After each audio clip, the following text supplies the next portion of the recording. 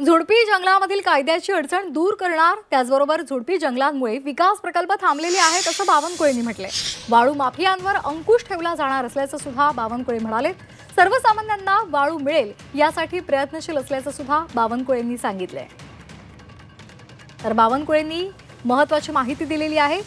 झुडपी जंगलामधील कायद्याची अडचण दूर करणार असल्याचं त्यांनी आश्वासन दिलेलं आहे आणि त्याचबरोबर या जंगलांमुळे विकास प्रकल्प थांबलेले आहेत, रखडलेले आहेत आणि त्यामुळे त्या संदर्भात प्रयत्न केले जातील। तसंच वाळू माफियांसंदर्भात त्यांना आळा घालण्यासाठी पावलं उचलली जातील असंही बावनकुळेंनी म्हटलंय।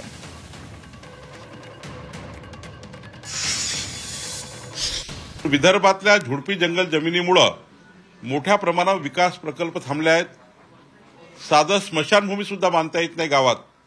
सर्व जमिनी झुडपी जंगलामध्ये नोंदी आल्यामुळे मोठ्या प्रमाणावर विकासाच्या कामाला थोडे थांबलेले आहेत। मला विश्वास आहे की पुढच्या 2-3 महिन्यामध्ये आम्ही सुप्रीम कोर्टमध्ये महाराष्ट्र सरकार म्हणून आमची पूर्ण बाजू मांडून या जमिनी सोडवू। रेतीबद्दलच्या सुलभ पॉलिसी, आज सुलभ पॉलिसी जी आहे ती देशामधली कुठली पॉलिसी आहे ज्यातनं जनतेला रेती मिळेल, रेती माफिया बंद होतील, रेतीची माफियागिरी बंद होईल याकरता सरकार विशेष लक्ष टाकणार आहे। म्हणजे माफियागिरीच राहणार नाही महाराष्ट्रामध्ये, यासाठी महाराष्ट्र सरकार म्हणून आम्ही विशेष प्रयत्न करणार आहोत।